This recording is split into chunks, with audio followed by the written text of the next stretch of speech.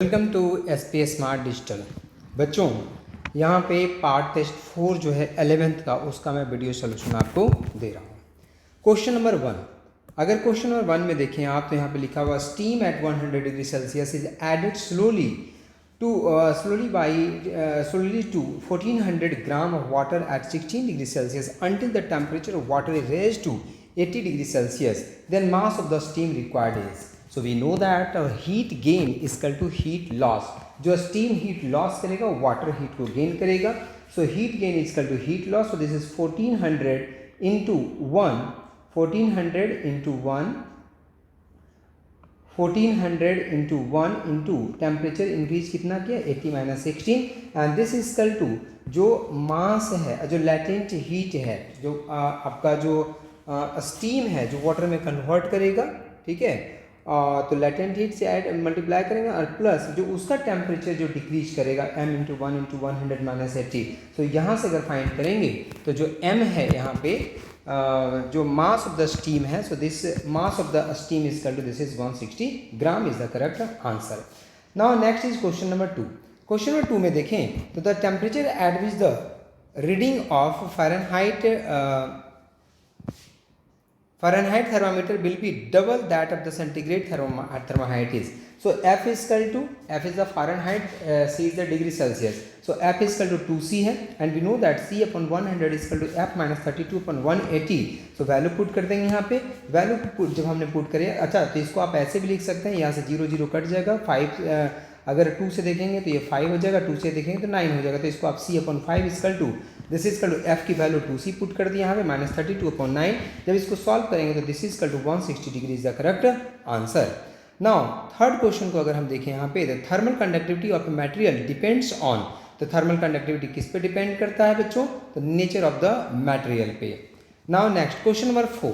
Question number 4 को अगर देखें यहाँ पे, क्वेश्चन नंबर 4 में लिखा है the radius of a ring is r and its coefficient of linear expansion is alpha.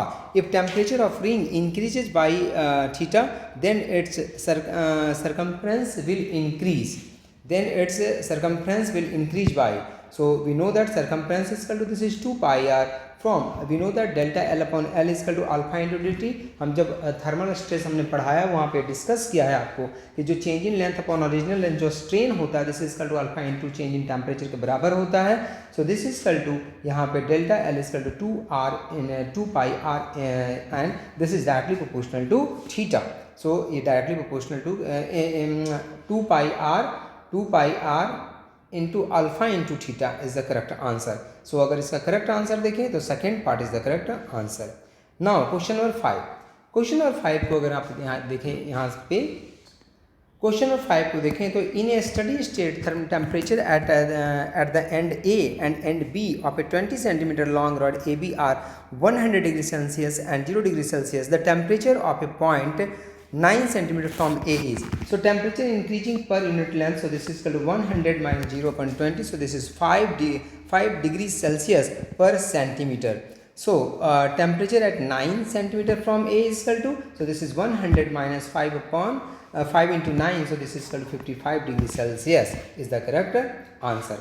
Now next question देखिए, question number 6. Which of the following is not an assumption of kinetic theory of gases? Kinetic theory of gases का assumption इसमें कौन नहीं है? तो all molecule of a gas in container move with the equal speed। गलत है बेटा, जितने भी कंटेनर में मॉलिक्यूल होते हैं वो सारे के सारे डिफरेंट जो होते हैं डिफरेंट स्पीड होती है उनकी। तो बोला था विच of the following is not an assumption, तो सी पार्ट जो है ये assumption उसका नहीं है। Now question number 7। Consider a mixture of 5 moles of helium gas and 10 moles of oxygen gas. Its Cp upon Cv will be. इसका Cp upon Cv क्या होगा? So for helium Cv is equal to this is Cv upon 3r/2. Helium is a diatomic हो गया यहाँ पे। helium is a monoatomic हो गया, तो इसके लिए Cv equal to 3/2r, Cp equal to 5r/2 और ऑक्सीजन डायटोमिक के लिए Cv equal to this is 5r/2 and Cv equal to 7r/2 हो जाता है Cp equal to. So gamma equal to this is Cp upon Cv। So mixture के लिए अगर हम देखें तो N1 Cp1 plus N2 Cp2 and divided by N1 plus N2 होता है। सो यहाँ से इन दोनों की और सी भी, अगर हम पी की बात करें तो अगर भी की बात करें तो this is n C V one plus n C V two divided by n one plus n two. Value put करेंगे यहाँ पे गामा, तो gamma is equal to this is C P upon C V होता है। So this is C P one upon C P mixture upon C P C V mixture and this is the gamma mixture दे देगा। सो उसकी value put करेंगे तो this is 19/13 is the correct answer. Now question number 8. The temperature of an ideal gas is increased from 100 Kelvin to 400 Kelvin. If root mean square speed of a gas is 100 Kelvin is V, then root mean square speed of the gas at 400 Kelvin is. So we know that Vrms is directly proportional to root under temperature. So this is equal to V1 V2 upon V1 is equal to root under T2 upon T1. So this is root under 400 upon 100. So 0 0 cancel out हो जाएगा बेटा, root under 4. So root under 4 is equal to 2. So this is equal to V2 is equal to 2 V1 and V1 is equal to आपको V given है. So this is 2V is the correct answer. Question number 9. The correct graph between V upon T and 1 upon V for a given ideal gas pressure is. So we know that PV is equal to nRT. So this is volume is directly proportional to temperature. Then V upon T is equal to constant. तो कब होता है? जब volume is directly proportional to क्या होता है? Temperature. तो V upon T क्या होता है? Constant होता है. So अगर हम देखें यहाँ पे तो थर्ड पार्ट जो है इसका ये करेक्ट आंसर यहाँ पे है। V upon T Y axis पे है, 1 अपॉन वी जो है आपका कहाँ है? एक्स एक्सिस पे है। So third part is the correct answer. Now question number 10। Question number 10 में मैच द कॉलम है कि मोस्ट प्रोबेबल वेलोसिटी क्या होता है, तो उसके बाद आरएमएस वेलोसिटी क्या होता है, एवरेज स्पीड क्या होता है, मीन फ्री पाथ क्या होता है। ये तो सारे फार्मूले ही हैं बेटा। इसको अगर करेक्ट आंसर देखोगे तो इसका फर्स्ट पार्ट जो है आपका ये करेक्ट आंसर है। ठीक है, ये तो सारे फार्मूले होते हैं, सारे फार्मूले आपको बताए हुए हैं। Question number 11. For heat given 2 moles of a diatomic gas to raise its temperature by 48 degree Celsius at constant pressure. Constant pressure पे आप हीट को ऐड कर रहे हैं। So this is dq equal to n cp into delta T. Delta T आपको 48 degree Celsius given है। Cp for a diatomic gas Cp equal to this equal to 7/2R होता है and number of mole equal to आप यहाँ पे निकाल सकते हैं। दिस इज इक्वल टू 2 मोल। अच्छा 2 मोल आपको गिवन ही है, सब वैल्यू पुट करोगे बेटा तो this is equal to 2800 joule is the correct answer. Now question number 12। The number of vibrational degree of freedom, vibrational degree of freedom of a diatomic molecule is. जो diatomic होता है उसके लिए जो आपका वाइब्रेशनल डिग्री ऑफ फ्रीडम जो होता है of a diatomic molecule is. तो वाइब्रेशनल की अगर हम बात करें तो वाइब्रेशन जो होता है 1 डिग्री ऑफ फ्रीडम होता है। ठीक है, या तो जैसे डायटोमिक है तो या तो इधर आ सकता है या तो इधर जा सकता है। तो 1 डिग्री ऑफ फ्रीडम यहाँ पे ऐसे तो देखो जो वाइब्रेशनल डिग्री ऑफ फ्रीडम होता है नॉर्मल टेम्परेचर पे हम नहीं कंसिडर करते हैं। अगर 5000 केल्विन से ज़्यादा होता है तब हम डायटोमिक में हम vibrational degree of freedom consider करते हैं। और अगर वाइब्रेशनल डिग्री ऑफ फ्रीडम को हम देखें तो इसमें 2 होना चाहिए मेरे हिसाब से। एक है कि आपस में वो करीब आ सकता है और एक है आपस में दूर हो सकता है। तो डिग्री ऑफ फ्रीडम मेरे हिसाब से यहाँ पे 2 होना चाहिए। सो मेरे हिसाब से third part is the correct answer. 1 degree of freedom जो एक कह रहा है ये मेरे हिसाब से ये बात वही कह रहा है कि स्प्रिंग की तरह बिहेव करेगा, लेकिन इसका कहना है कि सिर्फ एक ही डायरेक्शन में आ सकता है। हमारा कहना है कि दोनों डायरेक्शन में जा सकता है, वो करीब भी आ सकता है और दूर भी जा सकता है। तो मुझे लगता है मोस्ट करेक्ट आंसर इसका थर्ड पार्ट होना चाहिए। Now question number 13। Question number 13 में देखें some thermodynamic processes are shown in figure. सबको पता है बेटा आइसोबारिक, आइसोकोरिक, आइसोथर्मल प्रोसेस क्या होता है। इसका करेक्ट आंसर जो है दिस इज इक्वल टू 2 है। Question number 14. Consider the process of an ideal gas as shown in the figure. The work done by the system is. जो work done by the system हो जाएगा उसकी value यहाँ पे कितनी हो जाएगी। तो अगर आप देखो यहाँ पे तो ए बी सी, अगर यहाँ पे सी मान लेते हैं तो A to C is a compression and C to B. तो कंप्रेस कर रहा है क्योंकि वॉल्यूम क्या कर रहा है, डिक्रीज कर रहा है। एंड सी से बी, ए से सी कंप्रेशन है बट सी से बी क्या है, एक्सपेंशन है। Work done in compression is negative and work done is expansion is positive. ठीक है, वर्क डन जो एक्सपेंशन में होता है पॉजिटिव होता है, कंप्रेशन में जो होता है नेगेटिव होता है। ठीक है, तो इसका करेक्ट आंसर जो है this is equal to fourth part है। 15. The efficiency of a Carnot engine is 0.6 and the heat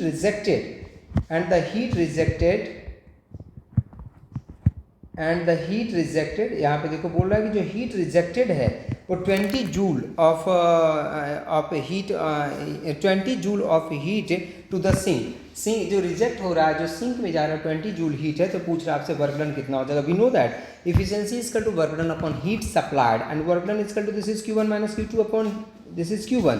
सो यहाँ से पहले हम क्या निकाल लेंगे, Q1 की वैल्यू निकाल लेंगे क्योंकि इफिशिएंसी 0.6 गिवन है आपको, Q2 गिवन है आपको 20, Q1 निकल जाएगा हीट सप्लाइड, और we know that work done is equal to Q1 minus Q2, so this is equal to 30 joule is the correct answer. Question number 16 को अगर देखें तो in an isothermal reversible expansion if the volume of 96 gram of oxygen at 27 degree Celsius is increase from 70 litre to 140 litre then the work done by the gas is. So we know that work done is equal to this is nRT and log V2 upon V1 होता है बेटा। So this is 2.3 into 96 upon this is n, अगर इसको हम log base 10 में convert कर लिया into 300 temperature R की value into ln this is 140 upon 70, calculate करोगे तो ये आंसर आपका यहाँ पे आएगा। Now next is question number 17। Question number 17 को अगर सॉल्व करें तो for thermodynamic process which of the following statement is not true. तो वी नो दैट एडियाबैटिक में पीवी पर gamma is equal to constant होता है। Adiabatic process the system is thermally insulated from the surrounding. In isobaric process pressure remains constant, yes pressure remains constant होता है। In adiabatic process the temperature remains constant, no ये गलत है बेटा, temperature की जरूरत नहीं है, हीट नहीं आप ट्रांसफर कर सकते हैं एडियाबैटिक प्रोसेस में, सिस्टम से नहीं दे सकते हैं, सिस्टम को नहीं ले सकते हैं, लेकिन टेम्परेचर कांस्टेंट होगा ऐसा कोई जरूरी वहाँ पे नहीं है, टेम्परेचर से कोई मतलब उसको नहीं होता है। Question number 18, the slope of N isothermal and adiabatic PV curve of given is this is S1 upon S2। if heat capacity ratio of the gas is this is 3/2 then and we know that जो slope होता है, जो slope of adiabatic होता है this is equal to gamma times of slope isothermal होता है। So gamma is equal to this is Cp upon Cv, ratio of heat capacity is equal to this is 3/2, so this is ratio of slope is equal to 1 upon gamma, so this is equal to 2/3 is the correct answer. Now next question. Next question 19 is the ratio of radii of two wires of same material is 1:2. If these wires are stretched by forces in the ratio 3/2, the ratio of stresses produced in them is। So 19 को अगर हम देखें तो stress is equal to this is force upon area, this is force upon pi r square, and given that this is r1 upon r2 is equal to this is 1 upon 2 and f1 upon f2 is equal to this is 3/2, so stress 1 upon stress 2 is equal to this is equal to 6 is the correct answer। Now question number 20, अगर question number 20 को हम देखें तो let a wire be suspended from the ceiling rigid support and stretch by a weight W attached at its free end the longitudinal stress at any point of cross section area A of the wire is। So stress is equal to this is equal to internal restoring force upon area and stress is equal to this is also जो यहाँ पे weight लगाया हमने, weight upon क्या हो जाएगा this is area हो जाएगा। सो अगर हम करेक्ट आंसर इसका देखें तो 20 का first part is the correct answer, sorry 20 का the first part is the correct answer, this is W upon A। Now question number 21 में कह रहा है यहाँ पे a cube of aluminium oxide shearing stress निकालना। Shearing stress is equal to जो change in length होता है this is delta x upon ये जो टोटल हाइट होता है, so this is equal to, और शेयरिंग स्ट्रेस जो होता है this is tan theta is very small in this case, so tan theta के बराबर होता है, तो theta is equal to this is equal to delta x upon h, value put करोगे this is 0.002 is the correct answer. Now next is question number 22, if a rubber ball is taken to a depth of 200 meter in a pool, its volume decreases by 0.1% if the density of the water is 1 into 10 to power 3 kg per meter cube and g is equal to 10 meter per second square, then the bulk modulus, and we know that work modulus जो होता है आपका work modulus is equal to minus v dp upon dv होता है। सभी value यहाँ पे put करेंगे, सभी वैल्यू आपको गिवन है, जब सबकी वैल्यू पुट करोगे यहाँ पे dv upon dv change in volume upon original volume, आपको यहाँ पे देखो ये जो है परसेंटेज चेंज इन वॉल्यूम जो हुआ है डिक्रीज होगा आपको गिवन है 0.1, तो 0.1 upon 100, so this is equal to ये निकल जाएगा यहाँ से, सबकी वैल्यू पुट करेंगे तो यहाँ से वर्क मॉडुलस की वैल्यू हमें निकल जाएगी। ना क्वेश्चन नंबर 23, क्वेश्चन नंबर 23 को अगर हम बताएं आपको तो क्वेश्चन नंबर 23 जो हो जाएगा, एक cable that can support a load W is cut into 2 equal part, the maximum load that can be supported by either part is. So applied maximum force does not depend on length of the wire. So we can say that, so the maximum load is equal to W. Now next is question number 24. अगर question number 24 को हम देखें यहाँ पे तो लिखा हुआ है कि the ratio of radii of two wires of the same material is 4/3 if they are stretched by the same forces then. अब देखो सेम मटेरियल है, यंग्स मॉडुलस सेम होगा, फोर्स सेम होगा, एंड वी नो दैट कि stress is equal to force upon area, तो force तो same ही होगा। And what is area? तो area is equal to pi r square and radius का ratio आपको गिवन है। तो दो के लिए अलग अलग आप यंग्स मॉडुलस देखो सेम है, फोर्स सेम है, stress is equal to force upon area F upon pi r square. So जो स्ट्रेस है inversely proportional to r square है, so this is equal to 9/16 is the correct answer. Now next question is 25 में देखें तो a fluid an ideal fluid is flowing through a horizontal tapered pipe as shown in figure as the fluid flows the velocity of the fluid along the flow. तो क्या होगा? देखो जैसे जैसे area decrease करता है, आपका एरिया डिक्रीज करता है तो वेलोसिटी इंक्रीज करता है। सो यहाँ पे as the fluid flows the velocity of the fluid तो इंक्रीजेस। सो 25 का फर्स्ट पार्ट इज द, क्योंकि कंटिन्यूटी इक्वेशन लगाएंगे A1 V1 is equal to A2 V2। आपका एरिया अगर डिक्रीज करता है तो वेलोसिटी वहाँ पे इंक्रीज करेगा, क्योंकि कंटिन्यूटी इक्वेशन को होल्ड करना है। Question number 26 a small hole of area of cross section 2 millimetre square is present near the bottom of a fully filled open tank of height 2 metre taking G equal to 10 metre पर second square the rate of flow of water through the opening. अब देखो फिर से यहाँ पे तो velocity of flux equal to कितना होता है? किसी कोई अगर टैंक है, किसी उसमें कोई होल है, h हाइट तक लिक्विड भरा हुआ है टैंक से h हाइट तक, तो जो वहाँ से वेलोसिटी निकलेगा V इक्वल टू √2gh होता है। So volume flow rate A into V होता है। So this is A √2gh होगा। वैल्यू पुट करोगे तो 12.6 इंटू 10⁻⁻6 मीटर क्यूब पर सेकेंड आपका आंसर आ जाएगा। तो आई थिंक पहले हमने आपको एक दिन कराया था। Question number 27. A body weight 50 gram in air and 40 gram in water. How much would it weight in a liquid of a specific gravity 1.5? So a specific gravity is equal to weight in air minus weight in liquid divided by weight in air minus weight in जो आपका so weight in water। सबकी value put करोगे, यहाँ से answer आपका आ जाएगा। Now question number 28 number question में देखना ये होता है कि अगर यहाँ तक एक अलग लिक्विड है, जैसे ऑयल है और इसमें क्या है? वाटर है, तो इस लेवल का जो प्रेशर होगा, इस लेवल का प्रेशर जो होगा वो सेम होगा। तो यहाँ पे ऑयल है तो इसके कारण यहाँ पे प्रेशर कितना एक्ट कर रहा होगा? This is H rho into G। Rho किसका? ऑयल का।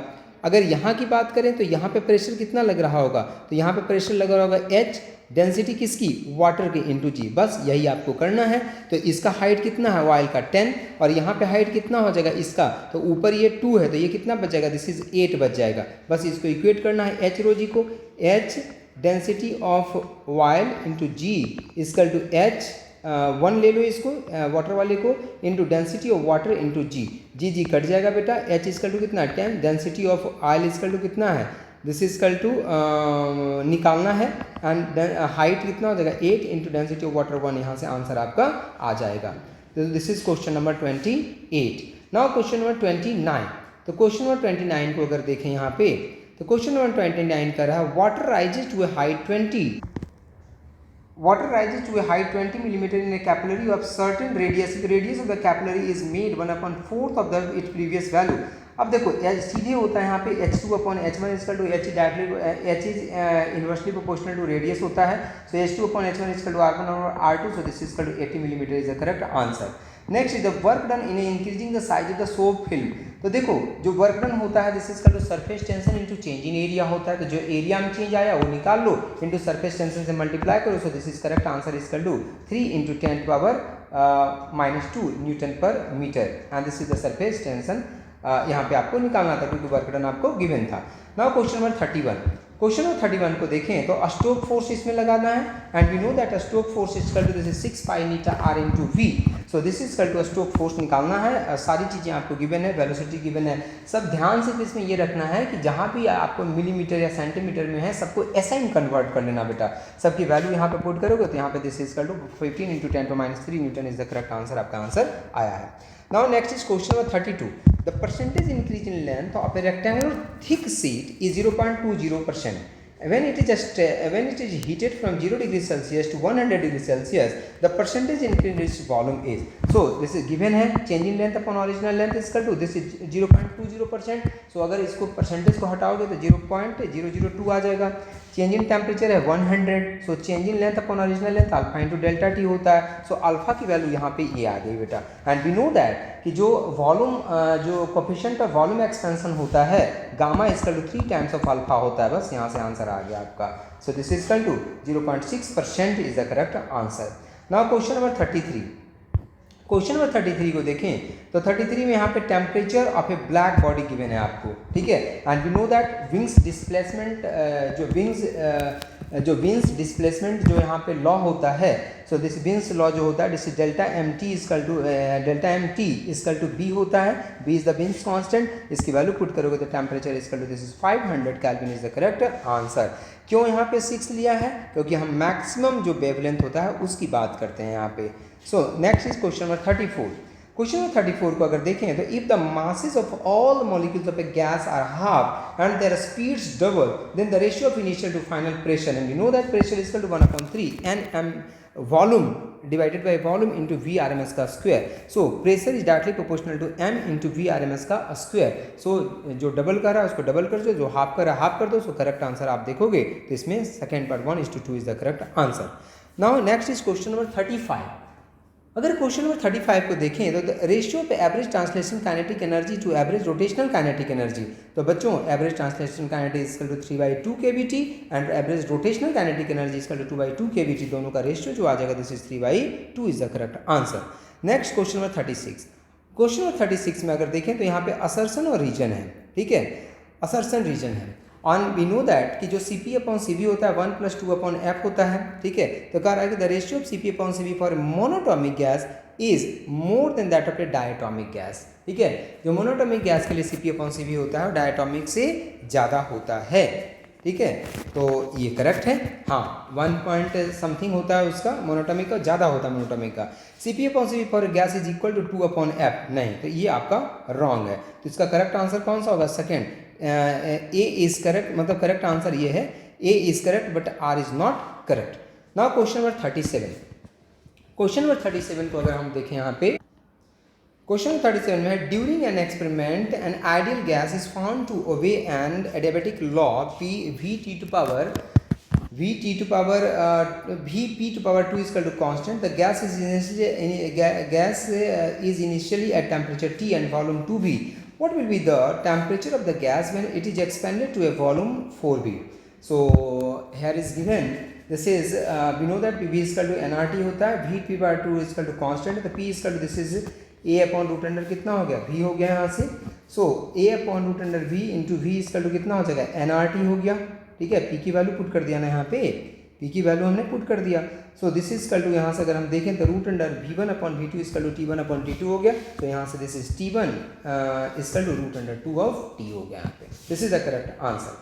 Next is question number 38। तो क्वेश्चन नंबर 38 में कह रहा है कि a gas at NTP is suddenly compress to 1/4 of the sudden, जहाँ पे कंप्रेशन आ गया, सडन एक्सपेंशन आ गया, वो एडियाबेटिक प्रोसेस होता है, पहले ये याद रखना, ठीक है।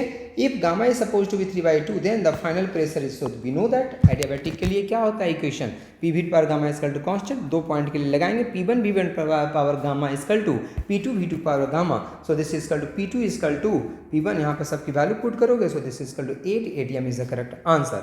Now next is question number 39।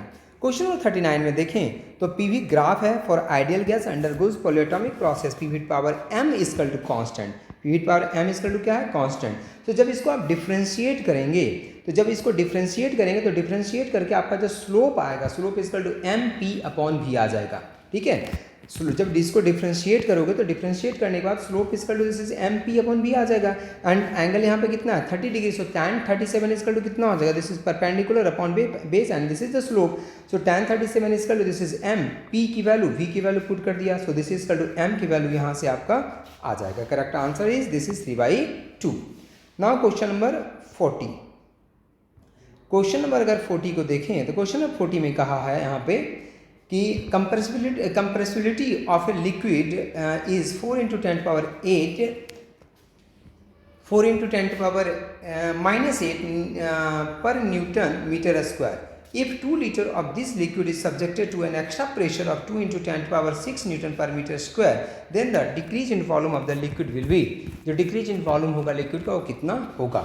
So 1 upon K is equal to this is equal to delta. We know that 1 upon K is equal to this is change in pressure upon volumetric strain. Delta V upon V is known as a volumetric strain. Value put किया यहाँ से. So delta V की value जो आ गई यहाँ पे, this is equal to 160 centimetre cubic cc. ठीक है. So this is the correct answer. Third part जो है इसका क्वेश्चन नंबर 40 का third part is the correct answer. Now next is question number 41. तो यहाँ पे अगर क्वेश्चन नंबर 41 को देखो तो स्ट्रेस स्ट्रेन का ग्राफ है and we know that Young's modulus जो होता है, Young's modulus is equal to stress upon strain, मतलब ratio of stress upon strain जो देता है आपको यंग्स मॉडुलस देता है. So we know that Young's मतलब कि यहाँ पे जो स्लोप है आपका, और अगर हम एक्स वाई के टर्म में देखें तो स्लोप जो होता है वो क्या देता है, X upon Y upon X देता है. तो मतलब कि इस ग्राफ का जो स्लोप है वो आपको यंग्स मॉडुलस दे रहा है. बस हो गया काम खत्म. सो देखो लिखा है slope of graph is modulus of elasticity दे रहा है हमें यहाँ पे. So this is equal to यहाँ पे हम लिखेंगे. सो यंग्स मॉडुलस ए का कितना हो जाएगा. So this is equal to tan of 53 degree and tan of 53 is equal to 4/3 and Young's modulus of B कितना हो जाएगा, tan ऑफ 37 डिग्री. So this is 3/4. दोनों का ratio this is equal to 9 upon कितना आ जाएगा, 16 आ जाएगा. Now next is question number 42. A wire of length L and radius R is stretched by a length L. Another wire of the same material but with initial length 2L and radius 2R is stretched by a length of 2L. The ratio of the stored elastic energy per unit volume in the first and second wire is. And we know that elastic potential energy is equal to 1/2 Young's modulus into strain का square. आप लिख सकते हैं. कई तरह का फार्मूले होते हैं इसके. ठीक है. पर unit volume 1/2 stress into strain होता है. तो यंग्स मॉडुलस इंटू स्ट्रेन का स्क्वायर लिखा है क्योंकि Young's modulus is equal to stress upon strain होता है. तो स्ट्रेन स्ट्रेन कटेगा तो वही बच जाएगा 1/2 into stress into strain. So according to question strain जो होता है फर्स्ट वायर का सेकंड वायर का इक्वल है तो काम ही हो गया आपका, स्ट्रेन इक्वल है. सो जो यंग्स मॉडुलस का जो रेशियो होगा वही आपका एनर्जी का भी यहाँ पे रेशियो होगा. तो यंग्स मॉडुलस भी बोला है दोनों का सेम है, इसका मतलब एनर्जी जो दोनों में होगा वो इक्वल होगा. सो this is 1:1 is the correct answer. Next is question number 43. अगर क्वेश्चन नंबर 43 को हम देखें, क्वेश्चन नंबर 43 में कह रहा है कि an aeroplane of weight 8 into 10 to power 5 Newton and total wings area 400 meter square is in a level flight at some height. Some height. The difference in pressure between the upper and lower surface of the wings are. जो अपर और lower surface का wings है उसके बीच में pressure का difference कितना होगा. So change in pressure equal to this is mg जो उसका वेट है डिवाइडेड बाय एरिया, जो force upon area, pressure equal to force upon area. So mg equal to कितना हो जाएगा, वेट आपको मास आपको गिवन है. ठीक है, सॉरी वेट ही गिवन है आपको, तो वेट गिवन है, एरिया आपको गिवन है. So this is weight upon area. So इसको कैलकुलेट करेंगे तो 2 into 10⁵ पास्कल आ जाएगा. सो 10⁵ को हम क्या लिख सकते हैं. So this is equal to हम इसको किलो में अगर कन्वर्ट करेंगे तो 2 kilo pascal is the correct answer. तो 2 किलो पास्कल इसका करेक्ट आंसर है. Now next is question number 44. Question number 44 में देखें तो ये वेंचुरी मीटर है. ठीक है, और यहाँ पे एप्लीकेशन किसका, बर्नौलीज का. बर्नौलीज क्या कहता है कि 3 तरह की एनर्जी होती है लिक्विड जब फ्लो करता है. तो प्रेशर एनर्जी, काइनेटिक एनर्जी और पोटेंशियल एनर्जी. ये क्या होता है, कांस्टेंट होता है. सो अगर दो पॉइंट पे अगर हम लगाएं, applying the Bernoulli's theorem between the 2 points such a wider and narrow section, wider section पे और नैरो सेक्शन पे अगर बर्नौलीज थ्योरम लगाओगे तो P1 + 1/2 ρ V1 स्क्वायर, क्योंकि हॉरिजॉन्टल हाइट तो सेम ही है तो हॉरिजॉन्टल लेने की जरूरत नहीं है क्योंकि जितना पोटेंशियल एनर्जी यहाँ पे होगा उतना ही पोटेंशियल एनर्जी यहाँ पे होगा. तो सिर्फ आपको प्रेशर और जो काइनेटिक मतलब प्रेशर एनर्जी और काइनेटिक एनर्जी लेने की यहाँ पे जरूरत है आपको. So this is P1 + 1/2 ρ V1 square equal to P2 + ρ V2 square. So यहाँ से कैलकुलेट करोगे. सो कैलकुलेट करने के बाद 1/2 ρ V2 square minus V1 square equal to P1 - P2. So this is equal to यहाँ से आ जाएगा 1/2 ρ V2 square minus V1 square equal to ρgh. So this is V2 square equal to V1 square plus 2gh आ जाएगा. Value put करोगे. So this is V square equal to 5 metre पर second यहाँ पे करेक्ट आंसर आएगा. V equal to V2 square नहीं है, V2 square equal to 25. So this is V2 equal to this is 5 metre पर second. √25 का जो 25 जो उसका रूट कितना आ जाएगा, 5 आ जाएगा. Next is question number 45. Question number 45 को देखें तो ethene liquid A thin liquid film formed between a U-shaped wire and a light slider wire balance a mass of 5 gram. The length of the slider is 25 centimetre. जो length of the slider है वो कितना है? 25 centimetre है. Its weight negligible surface tension of the liquid. So we know that जो surface tension यहाँ पे होगा, और जो सरफेस टेंशन जो होगा तुम्हारा, तो सरफेस टेंशन मान लीजिए T है, तो टोटल लेंथ कितना है? 2L. तो फोर्स कितना हो गया? T into 2L. और वो किसके बराबर है? वेट के बराबर है. तो वेट से यहाँ पे देखो इक्वेट कर दिया है. जो इसका वेट है, सरफेस टेंशन यहाँ पे जो लग रहा होगा T इंटू 2L, क्योंकि दोनों तरफ का लेंथ हमें लेना है. इक्वेट किया तो सरफेस टेंशन इसका टू कितना आ जाएगा? 0.1 न्यूटन पर metre is the correct answer. तो बच्चों यहाँ पे टोटल 45 क्वेश्चन थे आपके, ठीक है, और टोटल 45 क्वेश्चन हमने यहाँ पे सॉल्व कर दिए. अब देखो, आपको अगर कोई भी क्वेश्चन में अगर डाउट आता है, अगर वीडियो देखने के बाद, अगर वीडियो में समझने के बाद भी अगर कहीं पे कोई डाउट रह जाता है आपको, आप व्हाट्सएप पे कोई भी क्वेश्चन पूछ सकते हैं. इसके लिए आप, या फिर जब आप क्लास आते हो यहाँ पे, ठीक है, जब आप एग्ज़ाम देने के लिए यहाँ पे आते हो, टेस्ट सीरीज देने के लिए आ रहे हैं, ऑल इंडिया टेस्ट सीरीज, तो उस टाइम पे भी आप आकर के यहाँ पे पूछ सकते हैं. नहीं तो आप ग्रुप में बेटा, आप जो भी क्वेश्चन में डाउट है ग्रुप में सीधे डाल करके आप पूछ सकते हैं कि सर यहाँ पे मुझे ये चीज़ समझ में नहीं आ रही है. तो ये बेटा आपका काम है, एक बार वीडियो वॉच कीजिए. जहाँ पे अगर कोई भी आपको डाउट आ रहा है तो आप डाउट अपना व्हाट्सएप ग्रुप में फिर से आप अगेन पूछ सकते हैं. ठीक है.